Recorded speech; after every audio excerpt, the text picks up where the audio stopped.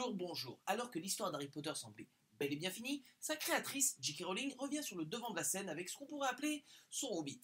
On se calme, je m'explique. J'entends par là qu'il s'agit d'une préquelle adaptée de son livre Les Animaux Fantastiques, qui fait moins de 100 pages, et dont elle annonce 5 films.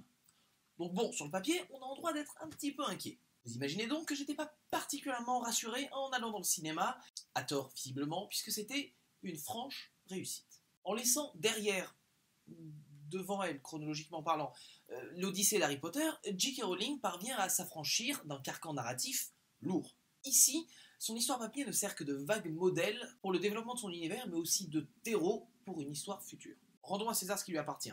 Ce film, Les Animaux Fantastiques, constitue le premier film écrit uniquement par J.K. Rowling. C'est-à-dire que les précédents films Harry Potter avaient été principalement écrits par Steve Kloves, ici uniquement producteur. Et pour son coup d'essai, elle s'en sort admirablement bien. Déjà, évidemment, c'est son univers, donc sa maîtrise en est totale. Et même scénaristiquement parlant, elle a genre une idée originale à la minute, c'est assez impressionnant à voir. Et je la remercie ô combien de faire des films et non pas des épisodes. Vous voyez ce que je veux dire, c'est-à-dire ça termine pas à la 24 heures chrono, ni... c'est quoi le truc que je cherche? What have we done? Oh, Misty Ah oui, voilà, c'est ça. Elle écrit véritablement un film. Il y aura des suites, mais chaque épisode, j'espère, constitue, comme celui-là, un film. On reconnaît d'ailleurs ici son style, en particulier son amour pour les personnages secondaires, qui empiètent d'ailleurs légèrement sur les personnages de premier rang. C'est juste un peu gênant quand ça se passe au détriment de son personnage principal. Newt Scamander en VO,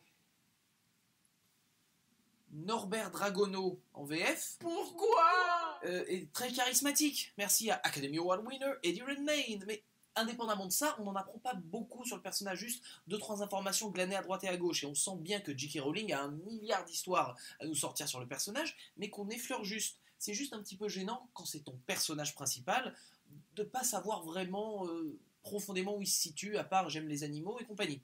Il y a des développements, mais ils sont très très légers. Encore une fois, c'est le charisme de l'acteur qui sauve toute situation et qui le rend acceptable en tant que personnage pas assez développé, parce que voilà, le mec est bon et ça fonctionne. Le réalisateur David Yates, déjà derrière les derniers Harry Potter, a pris de l'assurance, et ça se voit. Mais peut-être un peu trop en fait, parce que sa mise en scène éthérée, c'est sympa au début, mais ça fiche franchement la nausée au bout d'un moment. Et Dieu soit loué, je l'ai vu en 2D et pas en 3D, parce que là, à mon avis, il y a du coma, je pense, sans déconner.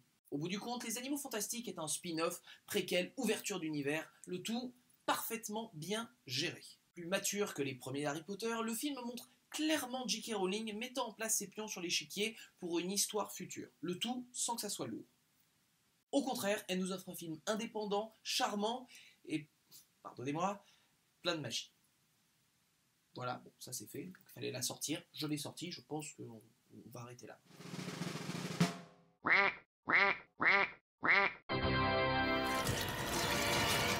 Sur ce, amis du soir, bonsoir.